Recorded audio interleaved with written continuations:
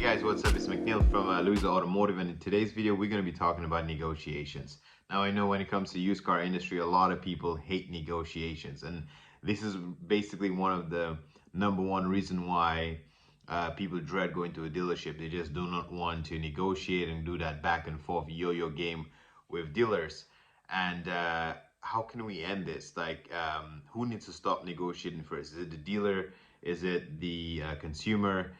Is it kind of like the chicken and the egg? Like which one comes first? You know, like who stops first? Um, if you're new to this channel, please consider subscribing, like, share for all your automotive needs. We talk everything automotive here, whether you're a consumer or potential new dealer. There's a lot to learn here. So if you learn anything from these videos, a thumbs up is really appreciated, and a subscription is also free. And you can change your mind later. We hope you don't, but you can. Let's get into it. So let's look at it from both angles, okay? So me personally, as a independent private dealer, I hate negotiations when it comes to my car price. A lot of people think every dealer likes to play that game, but personally, I don't. Because on a small lot, the more time I gotta spend with you going back and forth, say, okay, I need $9,000 for this car. And you come back and say, okay, no, but I can only pay 7. And then I said, no, I need 9. And you come back and say, I need 7.5, or you can pay 7.5. And I say, okay, fine, I'll do 85. And we do this back and forth. It takes 1 hour to sell the bloody car, okay? So for a smaller operation, I just don't have the time to try and negotiate back and forth with you and spend maybe 2 hours on every car deal where I can be spending for another potential customer.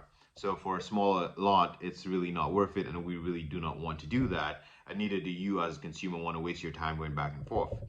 But obviously, the bigger franchise dealerships, I know that they like playing that game. You know, they have the used car manager, they have the sales manager, they have all of these people being paid to play that yo-yo game with you to make sure they can get the best dollar out of you, and you obviously play the game to make sure you can spend as least as you can. Now, I think there is a end in sight, and there is a way we can end this. But the question is, who stopped negotiating first? Does the consumer stop negotiating first? Does the dealer stop playing these bullshit games first? Like, who need to stop this shit?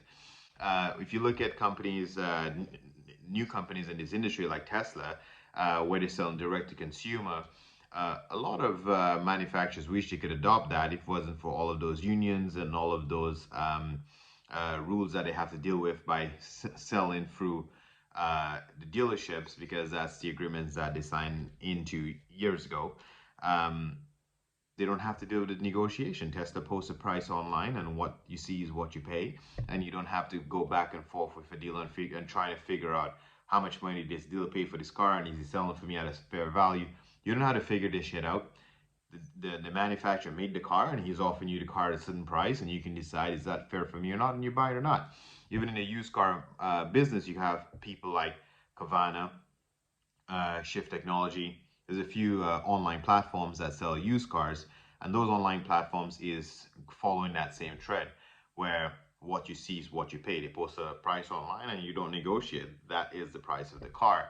A lot of independent dealerships are starting to advertise, and in the ad they say non-haggling pricing, meaning what you see is what you pay. Now, I think the whole point of this video is I want to help you to rethink the way you think, and let's see if we can stop this negotiating process. The easiest way for us to all make our car buying experience easier is stop negotiating. Now, I know that may seem that may seem kind of ass backwards. So you may think, well, no, this guy just want me to pay top dollar for the car. No, that's not the point. You see, you are in the driver's seat. The consumer is the one who really dictates the value of the car. So if you walk into the dealership, let's say, and I'm asking $10,000 for a car, and that car is not worth $10,000 to you, all you got to do is walk away. There's no point of telling me that another guy down the street and up the street and above and beyond me is selling for less money. You walk away, and you move on to the next shop. And the dealer would have absolutely no choice. But if he have the car posted for 10 grand for weeks on end, and nobody's gonna pay him 10 grand for it, he would have absolutely no choice but to keep reducing the price until he gets a customer for the car. He's not running a parking lot, he's running a dealership. He's meant to flip that car, move metal, sell as much as he can, as quick as he can. So he doesn't really want to hold on to inventory that he doesn't need. So the whole point of this video is what I'm trying to say is the chicken and the egg shit. Like, which came first? Who have to stop first? See, if the consumer always comes in and tries to negotiate, every single time the dealer buys the car, he's going to think, well, if I post this car for 10 grand, which is fair market value, some guy's going to come in and try to offer me less than that, and then I could potentially lose. So maybe he's going to post the car at 11,000. So by the time you guys play the game, we're back at neutral ground, where it's fair price for me and it's fair price for you. So somebody has to stop first where we can all meet in the middle. And I think it has to start with the consumer, because you are in the driver's seat. You're the one who basically coming into the dealership with the money. So if the dealer posts the car at 11 grand, let's say it's overpriced by $1,000, all you need to do is walk away. You know, don't be afraid to walk away. You don't have to beg for discounts. You don't have to negotiate and go back and forth. You just need to walk away and move to the next dealership. Maybe he will call you and offer you a lower price later on, or maybe you just keep monitoring that car, add it to your watch list on Auto Trader or Kijiji, and then whenever he reduces it to a fair market value, then you go back and you buy.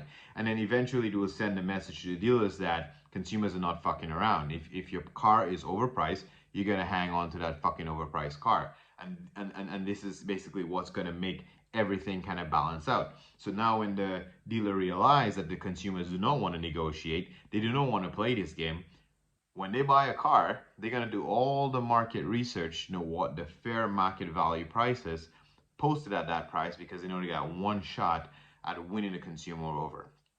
So you post a car at $10,000 where it's supposed to be, the customer comes in, pays him his money, move on. Everybody wins. So I'm just trying to say, if you do not like negotiating, just stop. And as simple as that. A lot of consumers are heard over and over and over that you hate negotiating. It's the worst part of buying a car. Somebody have to make the first step to stop. And I believe if you stop negotiating, and if a car is overpriced in your point of view or in your idea of what that car is worth, if the dealer priced it more than it's worth to you, just walk away, move to the next dealership until you get the best deal. Eventually, dealers will get the point, and then this whole negotiating game will basically iron itself out. Hopefully this was helpful. Hopefully you kind of get the point of what I was trying to deliver here, and hopefully we can help you save money on your next car purchase. Thanks, and I'll catch you on the next one.